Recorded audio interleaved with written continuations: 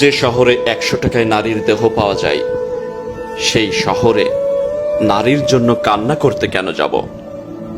ছেলেটার কথা শুনে একটু অবাক হলাম। ল্যাম্পপোস্টের হলুদ সোডিয়ামের আলোতে খেয়াল করলাম ছেলেটা চোখের জল আটকানোর বারবার বৃথা চেষ্টা করছে। অর্ধ খাওয়া সিগারেটটা ছেলেটার দিকে এগিয়ে দিয়ে বললাম, টানার অভ্যাস আছে? ছেলেটা আমার হাত থেকে সিগারেটটা নিয়ে নিকোটিনের ধোঁয়া আকাশের দিকে ছাড়তে ছাড়তে বলল, মাহিলার সাথে আমার 3 বছরের প্রেম, অথচ 15 দিনের পরিচয়ের জন্য সে একটা ছেলের সাথে রাত কাটালো। আচ্ছা, সে যখন অন্য একটা ছেলের সামনে নগ্ন হচ্ছিল তখন কি একবারের জন্য আমার কথা মনে হয়নি? মনে হয়নি সে সব দিনের কথা, যাকে এক পলক দেখার জন্য সারাদিন ওর বাসার সামনে কদম গাছে বানরের মতো ঝুলতে থাকতাম। এলাকার মানুষজন তো আমার নামও দিয়েছিল কদম গাছের বানর। ছেলেটা যখন ওর উন্মুক্ত বুকে নাক ঘষছিল তখন তার একবারও মনে হয়নি আমার কথা? তার থেকে দূরে থাকতে হবে বলে আমি ঢাকা বিশ্ববিদ্যালয়ের চান্স পেয়েও ভর্তি হয়নি। ছেলেটা যখন লালসার চিহ্ন ওর সারা গায়ে এঁকে দিচ্ছিল তখন কি একবারের জন্য মনে হয়নি আমার কথা? আমার চুম্বন তো শুধু ওর কপালে আটকে ছিল, কখনো তো কপাল থেকে ঠোঁট অবধি পৌঁছায়নি। তাহলে কি এটা আমার ভুল ছিল? শুধু যাওয়ার সময় সিগারেটের প্যাকেটটা ছেলেটার হাতে দিয়ে বললাম, যদি পারো কষ্টগুলো নিকোটিনের ধোঁয়ার সাথে উড়িয়ে দেওয়ার চেষ্টা করো। যদি কষ্ট উড়াতে পারো তাহলে হয়তো বেঁচে যেতে পারো। রাত কয়টা বাজে জানি না। বাসা থেকে বের হবার সময় ঘড়ি, ফোন কোনোটাই সাথে আনিনি। দিন হলে হয়তো সূর্য দেখে বলে দেওয়া যেত কয়টা বাজে, চাঁদ দেখে বলা সম্ভব না। পিছনে যে ছেলেটাকে ফেলে এসেছি সে হয়তো আজ সারা রাত সিগারেটের সাথে নিজেও পড়বে, বারবার চোখের জল মুছবে আর নিজেই নিজেকে বোঝাবে যে শহরে 100 টাকা দিয়ে নারীর দেহ পাওয়া যায়, সেই শহরে নারীর জন্য কাঁদবো কেন? একসময় হয়তো নিজের কাছে নিজেই হেরে যাবে। অনেকক্ষণ ধরে খেয়াল করছি একটা কুকুর আমার পিছন পিছন হাঁটছে।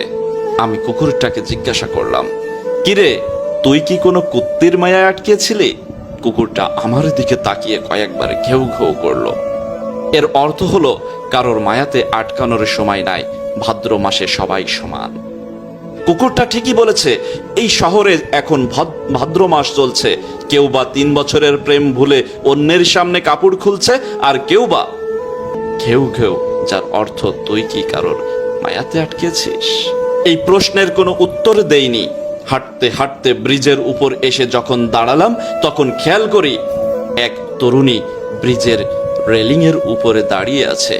আমি পিছন থেকে মেয়েটাকে বললাম, ঝাঁপ দিয়ে লাভ নেই, মরবেন না, নদীতে এখন হাঁটু পানি, উল্টো কাদাই মাখামাখি হবেন। মেয়েটা আমার দিকে তাকিয়ে মন মরা ভাবে হেসে ওকে বলল, যার সর্বাঙ্গে কাদা লেগে আছে তার শরীরে নতুন করে আর কি কাদা লাগবে? আমি বললাম, যেহেতু সিদ্ধান্ত নিয়েছেন মরে যাবেন, সেহেতু একটু সময় নিয়ে মরুন। দেখা গেল মরার জন্য ঝাঁপ দিলেন অথচ মরলেন না, উল্টো নদীর দূষিত পানি খেয়ে পেট খারাপ হয়ে গেল।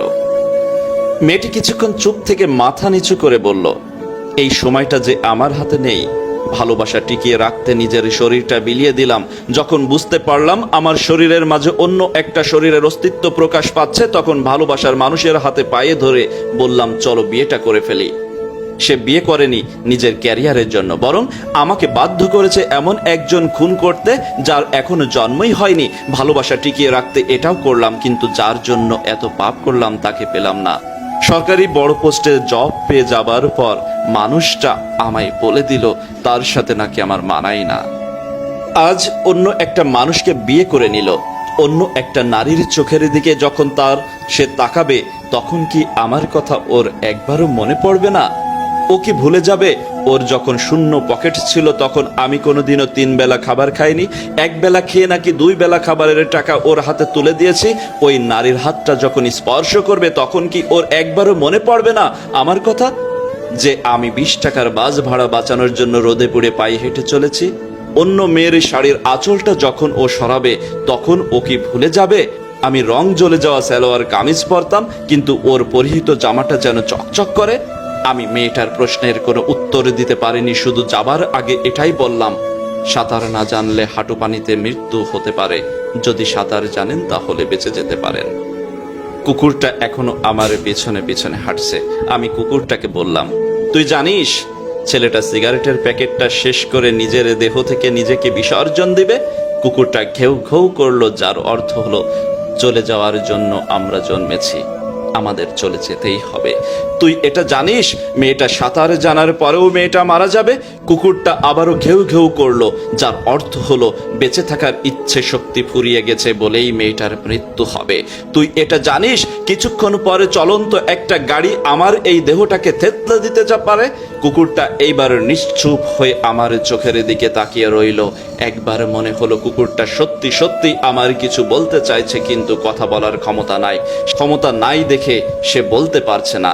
যদি তার কথা বলার ক্ষমতা থাকতো তাহলে সে বলতো, কেন নিজেকে নিজে শেষ করে দিতে চাইছিস?